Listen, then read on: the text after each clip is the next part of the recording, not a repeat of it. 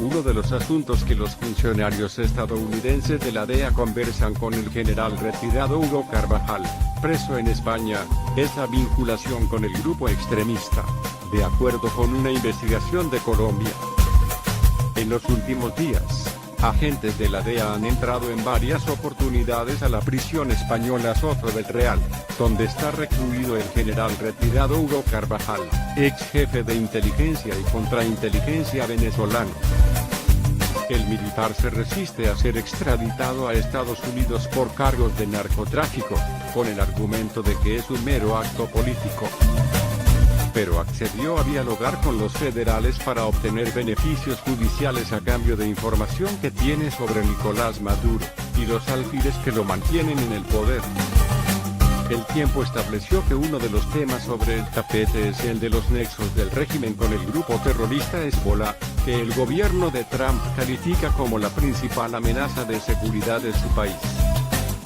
Hay quienes creen que ese asunto, unido a la gigantesca operación de lavado de activos con las llamadas cajas de alimentos CLAP revelada hace 8 días por el Departamento del Tesoro, y en ese capítulo, un colombiano es clave, Alex Saab Morán. Pasaportes y tierra sobre Hezbollah, hay indicios de todo tipo. Podrían terminar por cerrarle el cerco internacional al régimen de Maduro. Sus voceros fueron los primeros en salir a respaldar a Maduro, el 24 de enero, luego de que Juan Guaidó juró como presidente interino. 3 días después, desde Beirut, el embajador venezolano Jesús González se reunió con Mohammad Raad, jefe parlamentario de Hezbollah, y él declaró que la resistencia islámica está al lado de Venezuela y su liderazgo legítimo. Y a los 8 días, en el Congreso de los Pueblos, la vicepresidenta Delcy Rodríguez, con varios viajes a países donde tiene presencia Hezbollah, fue fotografiada con la tradicional atao kufiyya, el pañuelo palestino que también suele usar Hassan Nasrallah, líder de ese grupo extremista. Nuestra solidaridad con el pueblo palestino. Sabemos que ha sido una de las víctimas del imperialismo y del sionismo, dijo Rodríguez en esa ocasión. Pero más allá del simbolismo de esos episodios, Carvajal tendría como demostrar supuestas alianzas de Hezbollah con Tarek El Aissami, vicepresidente del área económica y ministro de Industria de Venezuela. El autoproclamado chavista radical es de origen sirio-libanés, y a él se le atribuye haber gestionado que 173 sirios, libaneses, jordanos, iraquíes e iraníes ligados a Hezbollah obtuvieran pasaporte venezolano para sacarlos del radar de los agentes que les siguen la pista. La operación se habría coordinado desde las embajadas venezolanas en Damasco, Siria, y Jordania, donde trabajó Usama El Aissami, familiar de Tarek El Aissami, a quien Estados Unidos ya ha sancionado. Además, El Tiempo estableció que desde hace al menos 3 años miembros de Hezbollah se asentaron en el estado Bolívar, rico en minas de oro y diamante. Se dice que están cerca del Guri, origen de la reciente oleada de apagones, y que mantienen anillos de seguridad. La información la confirmó el diputado opositor, oriundo de esa región, Américo de Grazia, quien también precisó que la llegada del grupo terrorista acabó con el ingreso que por turismo tenía esa zona. Compraron las tierras donde funcionaban negocios legales y sacaron a la gente, le dijo de Grazia del Tiempo. No se sabe a cambio de qué Tarek El Aissami ayudó a esa gente a llegar. El jueves, el periódico The New York Times reveló que la inteligencia venezolana tiene documentos que probarían los nexos de Tarek El Aissami con Hezbollah. El factor Saab. Estados Unidos también está atento a la suerte del colombiano Alex Saab, testaferro de Maduro, según la fiscal en el exilio Luisa Ortega. Este miércoles, la fiscalía intentará imputarle cargos por tercera vez por contrabando de telas, y pedirá una circular roja de Interpol para su captura. A ese caso se le une una indagación reservada por sus supuestos nexos con Hezbollah, que un agente de la Dirección Central de Policía Judicial e Inteligencia, Departamento de la Policía Nacional Colombiana, filtró. y su lucrativo negocio con las llamadas cajas FLAC, que para Estados Unidos lo convierten en facilitador financiero del régimen. La defensa de Saab niega tajantemente el testaferrato, el lavado y el contrabando, y más aún los nexos con Hezbollah. Pero algunos creen que si termina enredado por las FLAC o le expiden la circular roja, sería un gran golpe para el régimen.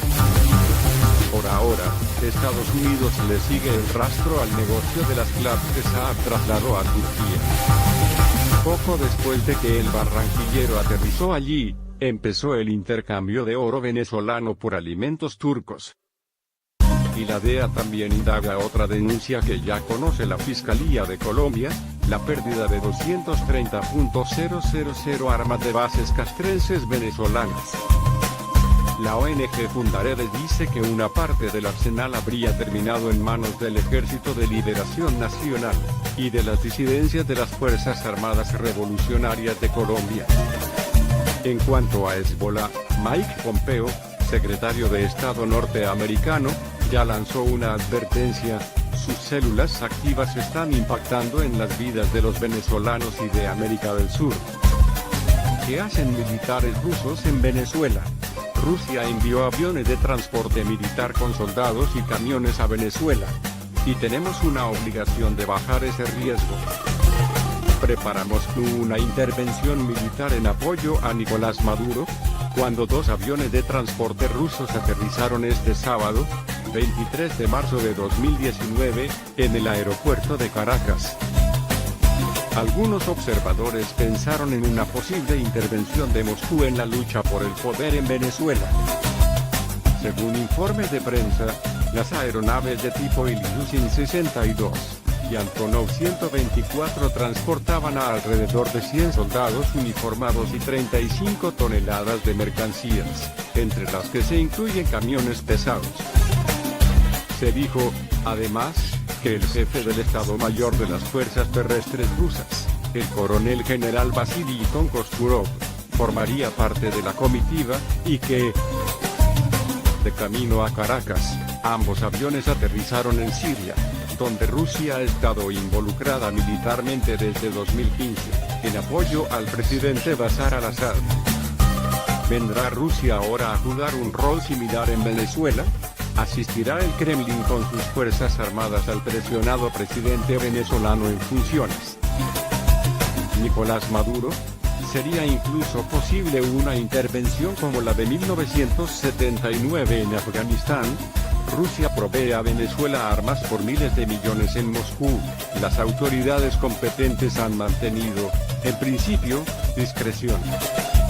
En los medios de comunicación rusos, la llegada a Venezuela de 2 aviones de transporte militar se ha tratado como un tema marginal. Los militares habrían viajado al país caribeño para sostener conversaciones relacionadas con acuerdos previos de suministro de armas. No hay nada misterioso en ello, aseguraba este lunes, 25 de marzo de 2019, un informe de la agencia estatal de noticias RIA Novosti, citando a un diplomático ruso en Caracas. Durante los últimos años, Rusia ha estado entregando armas a Venezuela por un valor estimado en más de $10.000 millones, incluidos aviones de combate, helicópteros, sistemas antiaéreos y tanques. Pronto, ese país latinoamericano habría de contar con una fábrica de ametralladoras del tipo Kalashnikov y una fábrica de cartuchos rusos. Estos suministros de armas, junto con la inversión en la industria petrolera venezolana, representan los 2 principales intereses de Rusia en esta nación en crisis. Ayuda militar simbólica. En los últimos meses, el Kremlin ha desmentido informes sobre una posible presencia militar de Rusia en Venezuela, descalificándolos como rumores. Se ha especulado, entre otras cosas, sobre supuestos mercenarios rusos con experiencia en combate en el este de Ucrania y Siria, la llamada tropa Wagner. Pero, Maduro no solicitó ayuda militar en su conversación telefónica con el presidente ruso, Vladimir Putin, a fines de enero, respondió en su momento el portavoz del Kremlin, Dmitry Peskov.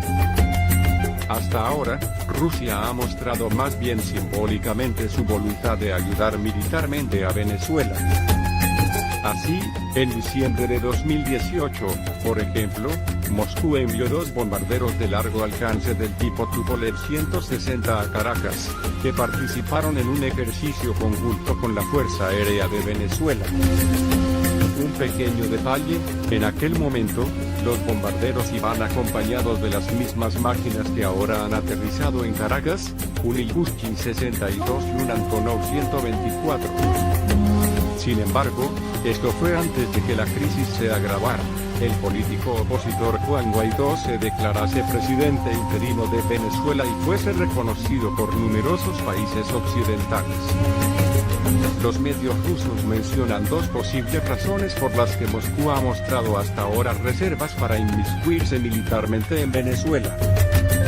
Por un lado, el ejército venezolano es allí considerablemente más fuerte que en Siria antes de la intervención rusa. Por otro lado, la distancia de un país a otro es significativamente mayor, y el apoyo logístico a las tropas, más difícil.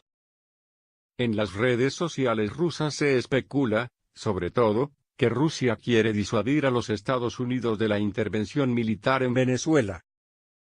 Expertos no descartan nada. El alcance de la presencia rusa en el país latinoamericano hasta hoy no permite una comparación con la operación rusa en Siria, y mucho menos con la intervención soviética en Afganistán. Sobre el verdadero trasfondo de la actual presencia rusa en Venezuela solo se puede especular, asegura el experto militar ruso Alexander Goltz, en conversación con DW.